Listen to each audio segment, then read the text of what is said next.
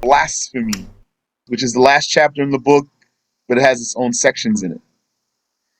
We had some footnotes too we wanted to catch. And here's a footnote that we missed last time. It says, "What suffices you of details shall come, God willing." And I mentioned for you, what suffices you of details in the rules of blasphemy shall come. Yani, in this chapter of blasphemy, in this outstanding reference, it has for you everything you need. Insha'Allah ta'ala. Uh, because it pulls from, because of the sources from which it pulls and the cases that it includes, this chapter. So it will have everything that you need, insha'Allah ta'ala. Here's a footnote. Some scholars have mentioned other ways of classifying blasphemy. What did we mention so far? We mentioned shirk and non-shirk. That's one way. Another way is to say comparing Allah to the creations, atheism, and contradicting the religion. That's the second way of categorizing blasphemy. Another way is to say blasphemy from the heart, blasphemy from the limbs, blasphemy from the tongue. And some scholars have mentioned other ways of classifying blasphemy. Sheikh Muhammad Anwar Shah al-Kishmiri, in his book Ikfarul Mulhideen, which means charging the irreligious with blasphemy. That's the title of his book. Charging the irreligious with blasphemy. In his book, in this book of his, he divided blasphemy into four types. The blasphemy of ignorance, kufrul jahl. The blasphemy of denial and stubbornness, kufrul juhud wal inad. The blasphemy of doubt, kufru shak. And the blasphemy of misinterpretation, kufru ta'wil. Who is he? I don't have a lot of knowledge about him. Muhammad Anwar Shah, his book is printed, Ikfarul Mulhideen. So I don't know. Where is he from? India, Pakistan, Bangladesh, somewhere around there. How long ago did he live? Also, I don't know. And these types of blasphemy were not explained to us when we learned them. Rather, the Sheikh mentions this, he mentions it, and he doesn't elaborate on these titles here. Kufrul Jahl, the blasphemy of ignorance. So I'm not sure what the author might mean by that. We know that ignorance will not prevent blasphemy. You commit blasphemy even if you are ignorant, but I'm not sure what the author, this Muhammad Anwar Shah, meant by that. The blasphemy of denial and stubbornness, yes, that's known though. This one is understood, is known. That's a type of kufr. Al-juhud is like takdeeb, contradicting the religion. Juhud means denial with knowledge, though. Denial with knowledge, juhud. And takdeeb also is going to be blasphemy. Yani, when a person denies something in the religion that's known in the religion by necessity, and it's not hidden from him. Let's even right here review something really quick. When it comes to denying something, how will a person blaspheme? There's levels. Yani, let's look at the levels. There's a level where one blasphemes even if he's a new Muslim. There's a level where one blasphemes unless he's like a new Muslim. And there's a level where one blasphemes because of being stubborn. Because of being stubborn. So what's the level of blaspheming even if you're a new Muslim? That's when your blasphemy pertains to the most essential convictions, the belief in Allah and His Messenger, the basic meaning of the Shahada. You'll be a kafir for breaching this, even if you are a new Muslim. What's the level of the one who blasphemes unless he's like a new Muslim? That's the level where the issue is that you are denying something that's known in the religion by necessity. You are denying something known in the religion by necessity. Then you will blaspheme unless you're like a new Muslim. So what's the level of blaspheming for stubbornness? That's when your blasphemy pertains to something that is true in the religion, even if it's not known by necessity. Correct in the religion, even if it's not known by necessity. How would you blaspheme pertaining to something correct in the religion, not known by necessity? How would you blaspheme for something not known in the religion by necessity? First of all, it's not going to be a matter of difference in opinion, or else there's no blasphemy. So it must be a case that there's only one saying about it. And then number two, you must have known about it. It's not known by necessity. How you wound up denying it then? Out of stubbornness. So then you blaspheme. So you can take that there. Sheikh Muhammad Anwar Shah al-Kashmiri, he mentions the blasphemy of denial and stubbornness. Kufrul juhudi wal inad. He also mentions the blasphemy of doubt, kufru shak. I'm not sure what he might mean by that.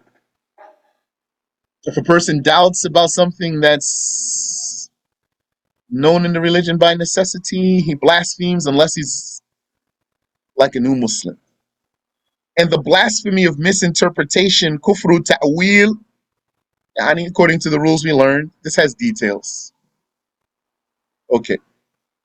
So this footnote here, 1057, where the author says, likewise, all types of blasphemy are not forgiven by Allah, except by believing in and uttering the Shahada, not by a standard repentance formula like Astaghfirullah.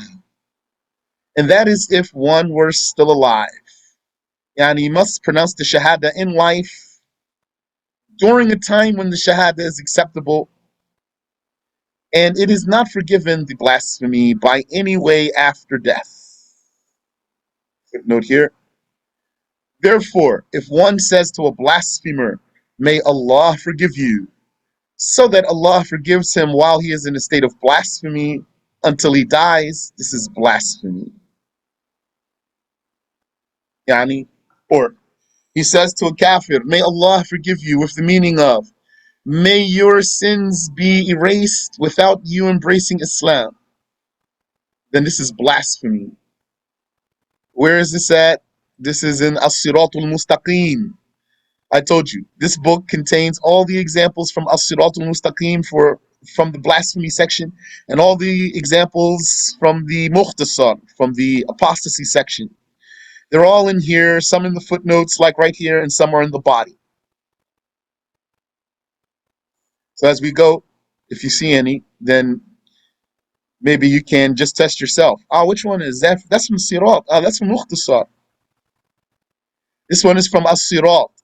If someone says to a kafir, may Allah forgive you, so that Allah forgives him while he is in a state of blasphemy until he dies, this is blasphemy. That's what Sheikh said. Or add to that, just saying it so that his sin will be forgiven without him embracing Islam. That's blasphemy. Here's the ayah. ثم ماتوا وهم كفار فلن يغفر الله لهم. Then they die while they are blasphemers, then Allah will not forgive them. But somebody might say, that's when they die. What about while he's alive? We have evidence that Allah does not forgive the kafir of his sins that are less than blasphemy while he's alive. Let's see.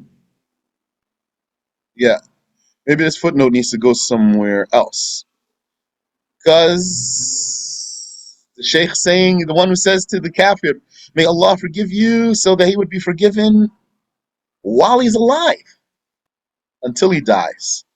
Whereas what the Sheikh saying here, or what we are talking about here, is a person is not forgiven for blasphemy after death.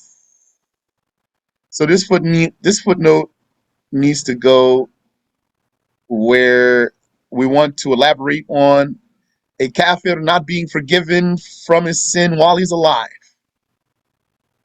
So we're going to be on the lookout. We have it, inshallah. So I'm going to leave this brown as if we didn't finish it so I can come back and grab it. But let me read here.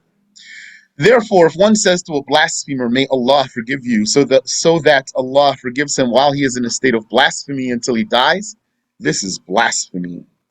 If he says it meaning, may Allah guide you to Islam, it's not blasphemy. Therefore, may Allah forgive you. Is that explicit statement or it's not explicit statement?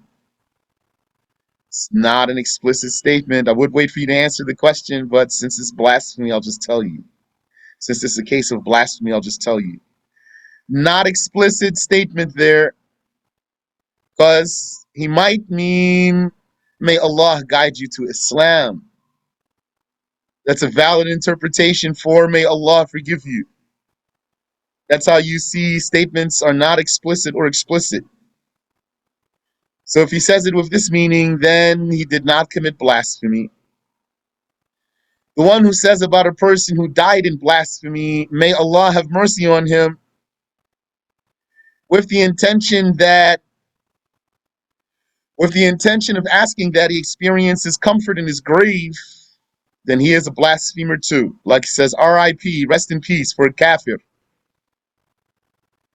A basketball player dies in a freak helicopter accident. Then some Muslims, they say R.I.P., and they know he's a kafir, then they committed blasphemy. They need to say Shahada, come back to Islam. But if he intends by that to ask for his torture to be lessened for him without asking for comfort for him, then he does not blaspheme.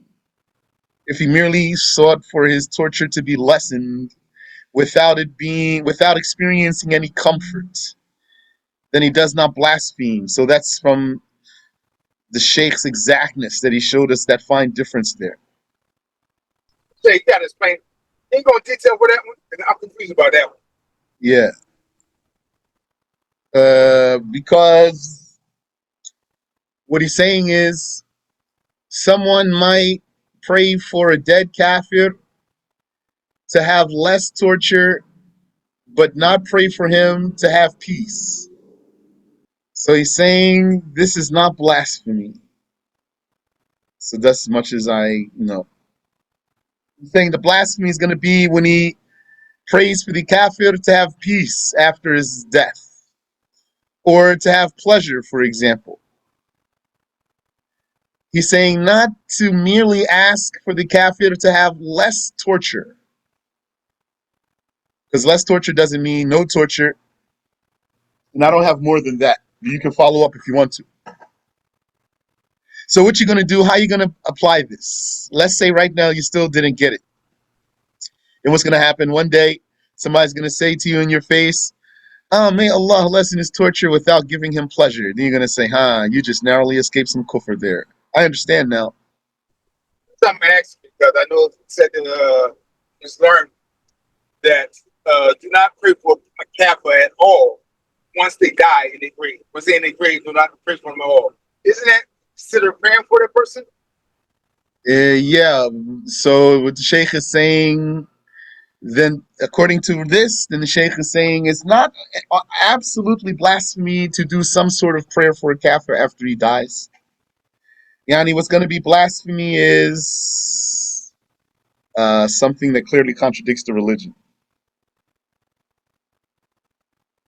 Another thing going in my mind right now is I don't know why. Before you go there, I don't know why. Like, how did the Sheikh make this fine difference here? I don't know. Well, that's his statement in As-Sirat al-Mustaqim. Go ahead. Another going to my mind right now is when the Prophet Sallallahu Alaihi Wasallam uncle died. Did he pray for him to have a lesser torture? He did not pray for them to have less torture. Trying to find out where the Sheikh got that. What proof he got that from? I don't know. I don't have more than this. Maybe if we look in, let's see something. I have Sheikh Samir's explanation of As-Siratul Mustaqim right here in my hand. Let me see if in few seconds I find the spot. Bismillah. Okay, here. Here's Sheikh's statement. He says, I'll read the whole thing here. وكذلك القول, this is Sheikh's statement with Sheikh Samir's explanation mixed together. قال وكذلك القول للكافر الحي. Likewise to say to a living kafir, الله يغفر لك, may Allah forgive you. إن قصد أن الله تعالى يغفر له ذنوبه وهو باق على كفره.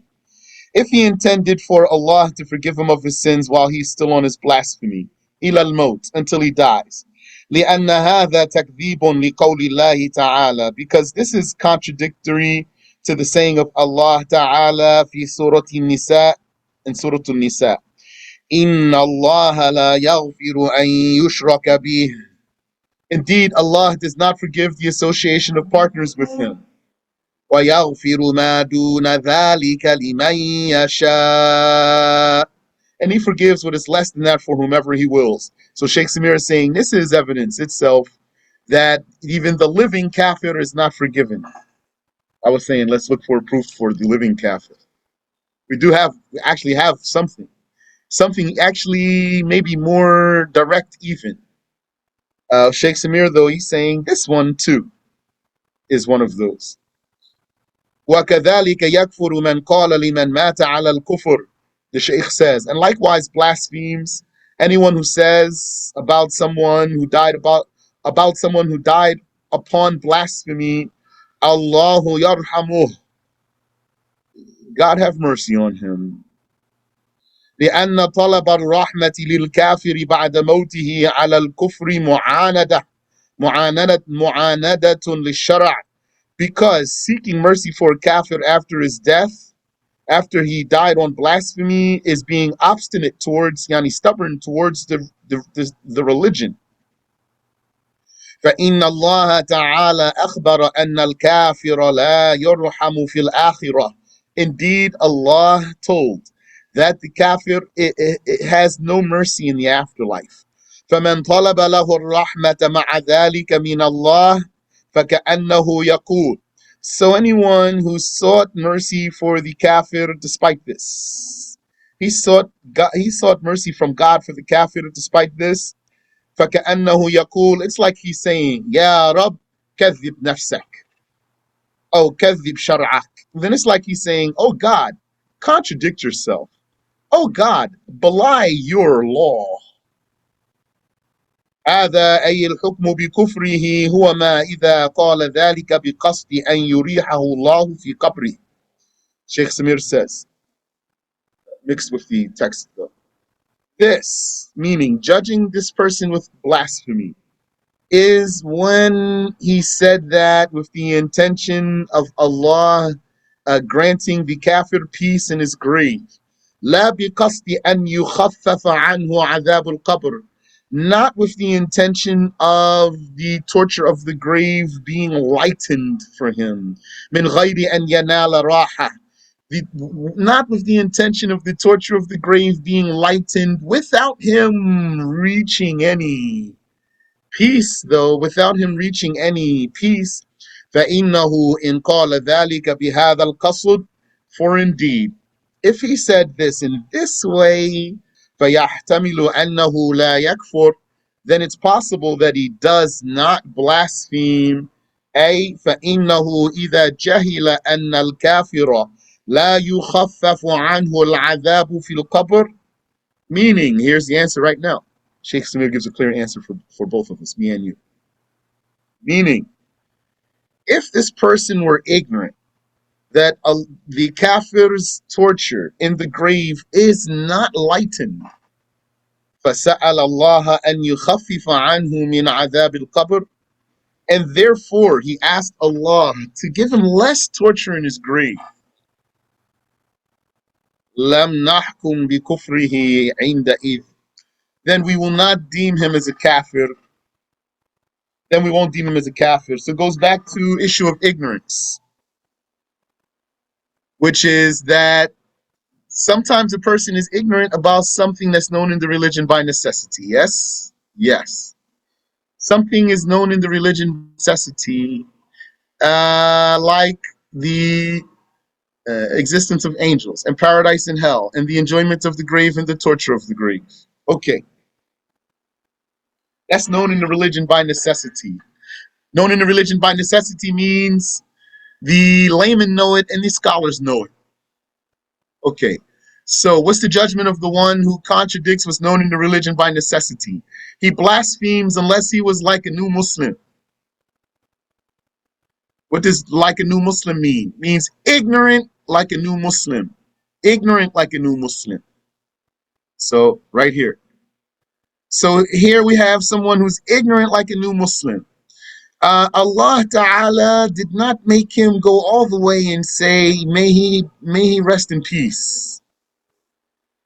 But he didn't know, this ignorant one, he didn't know that the torture of the kafir is not lightened. It's not his case that he requested for no torture and that he requested peace. He just merely requested to have less torture, and he's ignorant that this does not occur. Like he's ignorant like a new Muslim. So then we will not charge him with blasphemy. What are we going to do? We're going to teach him. So I think the case is clear. You can follow up if you want to. That's clear. It's just so if I would teach somebody that, can I tell that person, just don't do that? Yeah, tell him don't say that. You have to tell him don't say that. If he actually really said it, you have to tell him no, don't say that. Don't say may Allah lessen his torture. Even if he literally said may Allah lessen his torture without him receiving any peace, tell him don't say that. That's against the religion. Got it. Thank you. Welcome. Yeah, Sheikh Samir's explanation of As-Sirat al-Mustaqim, that should be coming soon, inshallah, in our lessons. I think I underestimated it long enough. Okay. So, if one says to a blasphemer, may Allah forgive you, so that Allah forgives him while he is in a state of blasphemy until he dies, this is blasphemy. Yes, that's clear. Or just to be forgiven while he's a kafir. That's blasphemy. If he says it meaning, may Allah guide you to Islam, it's not blasphemy. Yeah, so now I want to add something here. Therefore, it is not an explicit statement of blasphemy because you can take it more than one way, validly. So then it's not explicit.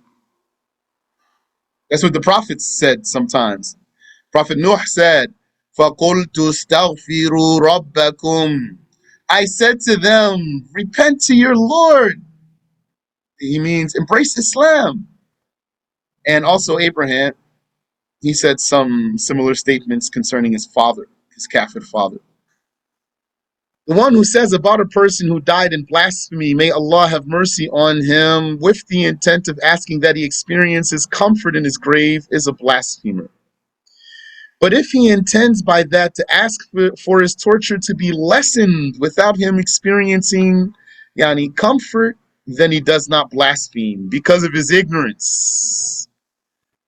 Not because there's any validity to that. And actually here, then this is not what the Sheikh said. He says, then it is possible that he does not blaspheme. Then it is possible that he does not blaspheme. That's what the Sheikh says. And Sheikh Samir explained, how is possible he doesn't blaspheme? Like he's ignorant. He doesn't know that the torture of the grave for the kafir is not lessened. So he requested that. Then we won't call him a kafir. Rather, we're going to teach him. Yes. And that's an important thing to add also. And also, it implies something. When he says, then it's possible that he doesn't blaspheme, means what? It's possible someone will blaspheme for such a dua. So we're not going to say right now that this is not explicit. We're not going to say right now this is not explicit because still possible for someone to blaspheme for this statement. Rather, it was something that may have escaped him because he's new Muslim, not because it's not clear here. Then it's possible that he does not blaspheme. We're going to paraphrase what Sheikh Samir said, like if he were ignorant, like if he were ignorant. If someone blasphemed and before saying the Shahada said, I seek the forgiveness of Allah, he does not benefit at all, but is committing more blasphemy. He is asking Allah for forgiveness while he is still a blasphemer. It is as if he is asking Allah to contradict himself because Allah told us that he does not forgive someone while he is still a blasphemer. Yes. Okay. Wa subhanallahi wa bihamdih. And I want to point out to you what happened here from the beginning of the chapter. From the beginning of the chapter, we started defining blasphemy. We defined it. We gave classifications of it, and we described it that it's a crime, it's injustice, etc., with religious proof. And we talked about the status of blasphemy and the status of the blasphemer. We cited the ayah that means, if you translate it literally, that God does not love a blasphemer, meaning does not accept. We cited the ayah that means that the worst type of creature that traverses the face of the earth is a blasphemer. We cited the hadith that means that the dung that is hauled by the dung beetle is better than a blasphemer to Allah. So a big portion of this introduction to blasphemy here is dedicated to clarifying the status of the blasphemer. And we saw here that doesn't matter whether he's accountable or not. It's the blasphemy that makes him despicable to God. It's not whether he's accountable or not. And then, before getting out of this introduction here, we have a statement about that blasphemy is not forgiven except by embracing Islam while alive. And then we move on. And so, we're continuing here. Allah made embracing Islam, which is the greatest of his endowments upon the slave, an easy matter, which is merely uttering the two testifications of faith after having a proper belief in Allah and his messenger. He also made blasphemy easy. A single word that belittles Allah or his religion takes the one who said it out of faith and throws him into blasphemy, which is the worst of situations. Then to Allah, he will have a status lower than the vermin and the beasts, as we already proved. This ease of blaspheming is what is meant by the hadith of Al-Bukhari. Al-Jannatu aqrabu ila ahadikum min shiraki na'lih wan-naru mithlu dhalik. Paradise is closer to one of you than his sandal strap. And hell is like that also. So then, like we said here, embracing Islam is easy and committing blasphemy is easy. Which one is easier? Blasphemy is easier. Because while embracing Islam requires several words and requires belief, blasphemy could occur by a mere word or even without any words. Blasphemy could occur by a mere word without a belief, or could occur in the heart without a word.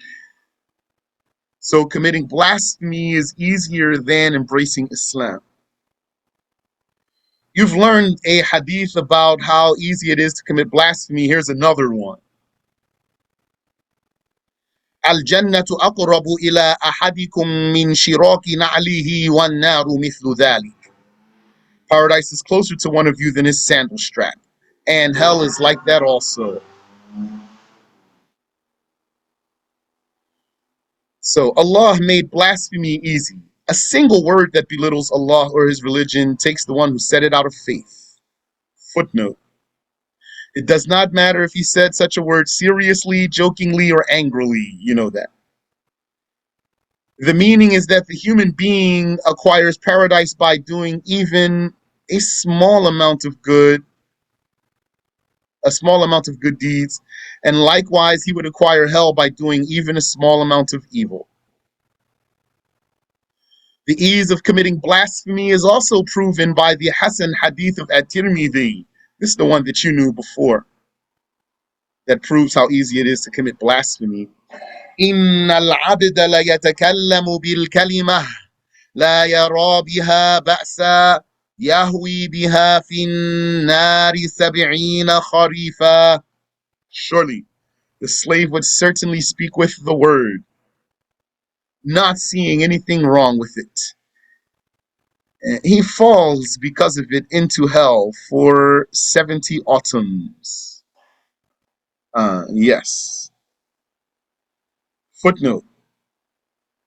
From the two sheikhs, that's Al-Bukhari and Muslim, there's another version. إن العبد ليتكلم بالكلمة ما يتبين فيها يزل بها في النار أبعد مما بين المشرق والمغرب. Surely the slave would certainly speak with the word, not distinguishing it. He can't tell. He says the word not being able to tell. Allahu Akbar. Allahu Akbar. Tell here means no. Can you tell the difference? Can you realize the difference? Can you distinguish the difference? That's what tell means here. إن العبد ليتكلم بالكلمة. Surely the slave would certainly speak with the word. ما يتبين فيها. Not being able to tell its judgment. Or not telling its judgment. Not distinguishing its judgment. And here. Slipping because of it into hell. A distance greater than what is between the east and the west. This version of the hadith does not clarify the distance. And so one might blaspheme without intending to leave the religion, and without exchanging Islam for another religion, as is the case of many of those who are attributed to Sufism. They commit blasphemy because of what they are involved in. Looks like we missed a footnote here. This ayah. إن الذين كفروا وصدوا عن سبيل الله ثم ماتوا وهم كفار فلن يغفر الله لهم. Surely Allah will not forgive those who blasphemed and those who blocked others from the path of Allah, and then they died while being blasphemers. Footnote. Stopping the people from embracing Islam is not a condition for the blasphemer not to be forgiven in the hereafter. If a person dies on the state of blasphemy, he will not be forgiven in the hereafter, whether he stopped people from embracing Islam or not. However, the torture of the blasphemers who stopped the people from embracing Islam is greater than the torture of those who did not. Both types will be tortured forever in hellfire. Severely. The condition for falling into blasphemy is to willingly say the blasphemy, knowing its meaning, without a slip of the tongue or being forced, or to willingly do what only a blasphemer does.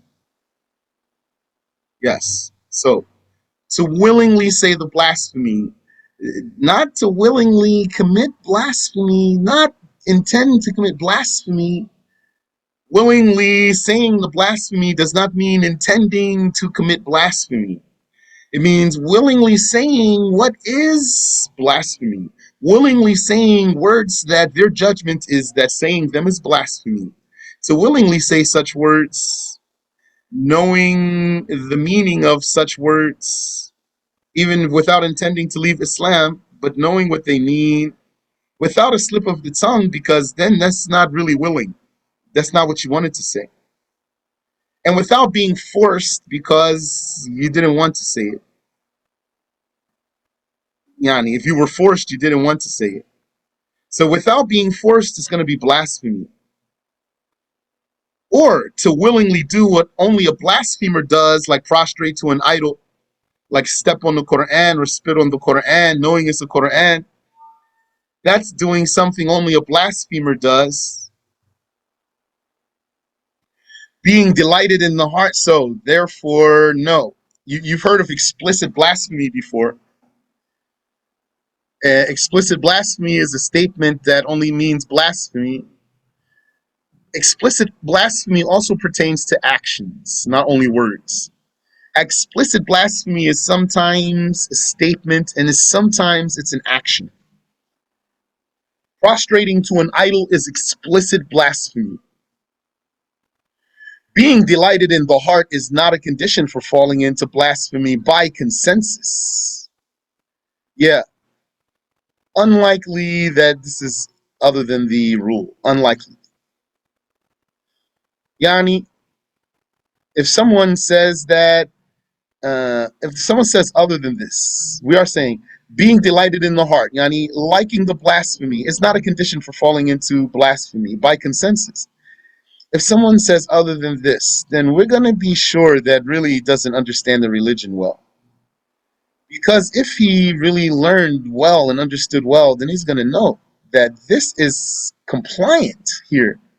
This is nothing strange. This is not a rule special to blasphemy. Being delighted in the heart is not a condition for falling into blasphemy. Yani, being delighted in the heart is not a condition here. Being delighted in the heart is not a condition. This is not something special to blasphemy. So the one who says this, that did he like it in his heart? No, then he didn't blaspheme. It does demonstrate his lack of fiqh. Because if he understood fiqh and he learned fiqh, then he would know that, no, just like a marriage, just like a divorce, just like an admission. He goes to the Muslim judge and says, I owe Fulan 10,000. So the judge is going to say, okay, pay him. Case closed. Yeah, that's it. He's not going to say, you sure? Are you in your right mind right now? Do you understand what you are saying right now? Do you like it? No. So that's what you say? Okay. Confirmed against you. We have it confirmed now. Pay the man. That's it. Or someone divorced his wife. Then later on he regretted it, whether he was angry or whatever reason. So what's the judge going to say to him? The judge is going to say to him, being delighted in the heart is not a condition for divorcing your wife. Being serious was not a condition for giving your daughter in marriage. The acceptance in the heart is only conditional in the case of compulsion, as shall come. In the Quran, some people are deemed blasphemers for what they willingly said, despite their excuses and apologies. وَلَئِن سَأَلْتَهُمْ لَيَقُولُنَّ إِنَّمَا وَلَئِن سَأَلْتَهُمْ لَيَقُولُنَّ إِنَّمَا كُنَّا نَخُوضُ وَنَلْعَبُ قُلْ أَبِاللَّهِ وَآيَاتِهِ وَرَسُولِهِ كُنتُمْ تَسْتَهْزِئُونَ لا تعتذروا قد كفرتم بعد إيمانكم. By God, if you were to confront them, Muhammad, they would certainly say, we were just indulging in playing. إِنَّمَا كُنَّا نَخُوضُ وَنَلْعَبُ. We were only indulging in playing. قل أبالله وآياته ورسوله كنتم تستهزئون. Say, Muhammad, is it Allah, His verses, and His messenger that you belittle? لا تعتذروا, make no excuses. قد كفرتم بعد إيمانكم, you have blasphemed after your display of belief, after your display of belief. That's proper meaning there. Because how would they be making fun of Allah and His Messenger anyway? Because they weren't Muslims. They were only showing that they were. They were actually kuffar. They actually were kuffar. They were hypocrites. So someone might say, therefore this doesn't pertain to us. We're not talking about hypocrites. I'm going to say, it does pertain to us because of the wording, the openness of the wording. Meaning, the ayah doesn't itself in its wording doesn't link something to their being hypocrites. All the ayah has recognized here is that they displayed Islam. How we know they displayed Islam? Because the ayah says they blasphemed after their iman. After their iman, yeah, it means after they showed that they had iman. After they displayed that they had iman. Our Shaykh said in the summary, it is not a condition for a person to fall into blasphemy that one must have learned the judgment of the uttered blasphemous words, or that one must have liked or believed their meanings, as falsely stated in the book called Fiqh Sunnah. Anger is not an excuse for one to escape the judgment of falling into blasphemy. That's all clear for you, I believe? All right. Any question? Sorry, sir. Wa alaikum assalam wa rahmatullah. Trying to do with the class. Is there another definition for naps? For what? Naps. Nafs? Yes. The nafs sometimes refers to the soul. The nafs sometimes refers to the self. The self. Sometimes refers to the soul, which is the spirit within your body. Sometimes refers just to the self. Yani the person has, each one of us has a self. Sometimes nafs means self. So where's one of them? All right, thank you. Yeah, so the context would help you. Like on Judgment Day, where every soul will be given his book, means each individual. Doesn't mean the soul separate from its body will be given a book. Thank you. Appreciate it. You're welcome. But when the angels come to you and extend their hands and say, give up your nafs, they talk about your soul here. Release your soul. It is time for us to pull it out. وَسُبْحَانَ اللَّهِ وَبِحَمْدِهِ